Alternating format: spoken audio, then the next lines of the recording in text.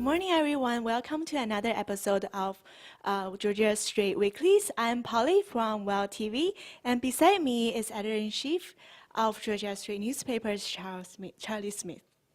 Hi, Charlie. Hi, Polly. It's great to be here. I like using the Mandarin word Zhongbanji, Georgia Strait. That's the editor of the Georgia Strait. Yeah. Thank you for joining us today. So could you update us on something happening in the community politically this week? Yeah, in Vancouver, there's some interesting developments. What's going on is the NPA, which is the second largest party in terms of number of seats in Vancouver, is trying to figure out who is going to run against Gregor Robertson for mayor. And Gregor Robertson has been the mayor since 2008. He's running for re-election. And it's starting to look like the NPA may choose a former managing editor of the Vancouver Sun. And his name is Kirk Lapointe. And Kirk Lapointe is a veteran media manager. He used to be a senior vice president at CTV News. He was editor of the Hamilton Spectator. Most of his life he's been in the media, teaches journalism at UBC. He left the Vancouver Sun a few years ago.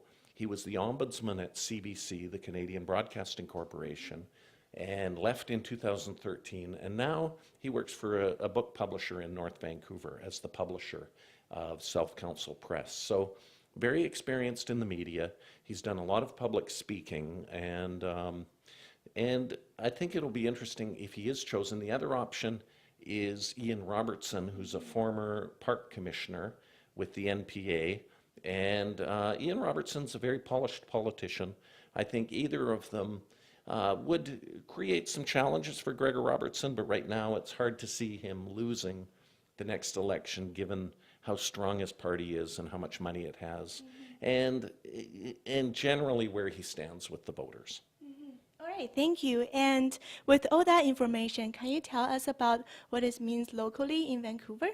I think what it means is if Gregor Robertson is re-elected mayor, one of the big issues in Canada actually is pipelines.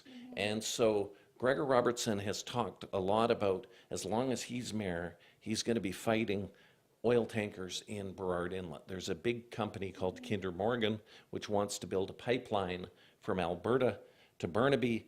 Well, it already has a pipeline, but it would be massively expanding the pipeline, shipping a lot more oil, and that could lead to possibly even up to 400 tankers per year, more than one a day, going through Burrard Inlet, taking oil either to Asia or to somewhere else. So Gregor Robertson is concerned about oil spills, and but this is actually a decision of the federal government. It's not a decision of the mayor. So that's one issue. I think another issue is on the arts. I think Vision Vancouver, which is Gregor Robertson's party, has been very supportive of the arts, and we saw that just recently with a vote where $4.5 million came from a real estate development, Rise Alliance. They're building a tower at the corner of Kingsway and East Broadway in Mount Pleasant. And in return for getting extra density, they provided $6.25 million to the city. 1.75 of that is going to affordable housing, but 4.5 million went to the arts. And that money was just distributed by City Council, the Vision Commissioners being in control. And of that, 3 million went to a project with Vivo Media Arts and C-Space, which is this organization that has many theater groups. They're getting a big chunk of the money. Another big chunk, 1.5 million, is going to something called the Western Front, which is an artist-run studio in Mount Pleasant. And then that is going to be used to buy the building. And then some more money went to the Grunt Gallery, and also, so there's some money being spread around to the arts community, and I think some of the people are very happy about that. And that's one of the things Vision Vancouver. The other thing is the bike lanes. Vision Vancouver and the mayor have been very supportive of putting separated bike lanes in the city. I think that will continue if Vision Vancouver is elected. If the NPA is elected, there may not be quite the same appetite for putting these concrete barriers along the streets separating the bike lanes. Yeah, okay. So now we know what happened locally. Do you want to talk about what's going to be happening on a provincial level when all the Liberals are getting more votes?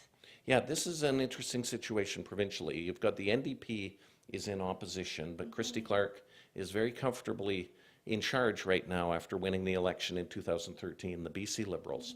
So one of the issues that's been raised by the opposition, David Eby and NDP MLA, is medical clinics in Vancouver, because Vancouver Coastal Health is doing a consolidation of primary care at Ravensong, which is one clinic. So that's going to result in the closure of the Pine Free Clinic, which is on West 4th Avenue at Arbutus. So David Eby, George Heyman, two of the NDP MLAs, have been raising concerns about that. I think the other big provincial story is actually the Ontario election. And we just saw the re-election of Kathleen Wynne, the Ontario Premier, Liberal. The Liberals have been doing very well in provincial elections. They won in Nova Scotia. A moderate Liberal government won a large majority in Quebec. BC Liberals did well. They're all separate Liberal parties, and they've won as well in Ontario now. So Ontario is the most populous province, followed by Quebec, followed by British Columbia, the three largest. And I think this is a very interesting situation to see this Liberal tide across Canada at the provincial level. Yeah.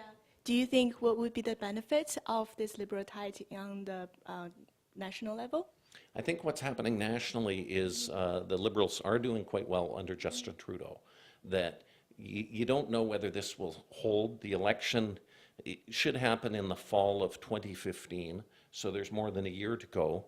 But I think this election result in Ontario, in particular, I think is troubling for Stephen Harper and his Conservative government, because we're seeing that federal Liberals are doing, or the provincial Liberals, but they kind of have a federal Liberal orientation, are doing very well in different parts of the country. And the Conservatives, they haven't been doing as well in the polls. They had problems with the Senate scandal. Stephen Harper's kind of had a bad couple of years. And I think his government is looking a little bit old and tired, in that he brought in some fresh faces to cabinet, but at the same time, we've got the same cabinet ministers in powerful positions who've been there for many years. And so I think Stephen Harper's challenge is, how does he put a new face on a government that people may be getting tired of? And the tradition in Canada is generally, when governments are in for about 10 years, isn't always the case, but they often get replaced. So Brian Mulroney was Prime Minister from 1984 to 1993. Conservatives lost badly. Jean Chrétien, 1993 to 2003, and then Paul Martin came in, but by 2006, the Conservatives were in. By 2015, the Conservatives will be in for 9 years. And so there's some people who might even think that Stephen Harper could resign before the next election, and somebody else, they could get a fresh face, because this is what's happened with the Liberals in British Columbia. Gordon Campbell resigned, Christy Clark came in. In Ontario, Dalton McGuinty resigned, and then in came Kathleen Wynne. Sometimes that can extend the life of a government. So, but right now, I think it's not a good time for the federal Conservatives, seeing the Liberals, particularly in Greater Toronto, do very, very well, because the Conservatives won the last federal election in part because of how strong they were in Ontario, that they've gradually increased their seat count in Ontario. And now to see Kathleen Wynne do so well, I don't think is good news for Stephen Harper. Okay.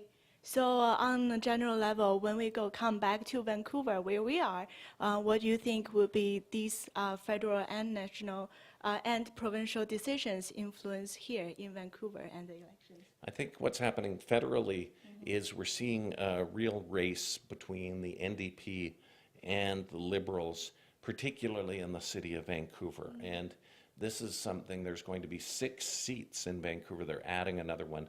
Hedy Fry is Liberal in Vancouver Centre. Joyce Murray, Liberal in Vancouver Quadra. You've got Wei Young, Conservative in Vancouver South. And then you've got 2 new Democrats, Libby Davies and Dawn Davies, in Vancouver East and Vancouver Kingsway. The question I have, and the new seat is going to be Vancouver Granville. I think Vancouver South, Wei Young may be in trouble. I think Joyce Murray and Hedy Fry should be safe. We don't know who the Liberals are going to be running in Vancouver, Granville. And in Vancouver Kingsway, Don Davies should be safe.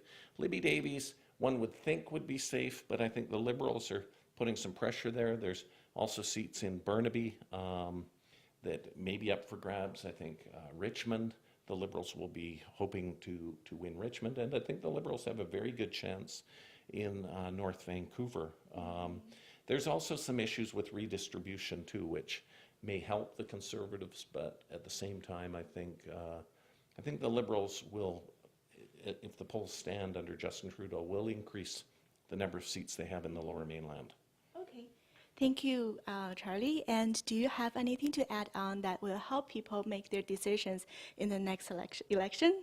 Well, I would suggest you read the Georgia Straight or go to straight.com, and apart from that, watch lots of WOW TV. Yeah, he's right. So don't forget to pick up your own copy of Georgia Street this week. Thank you.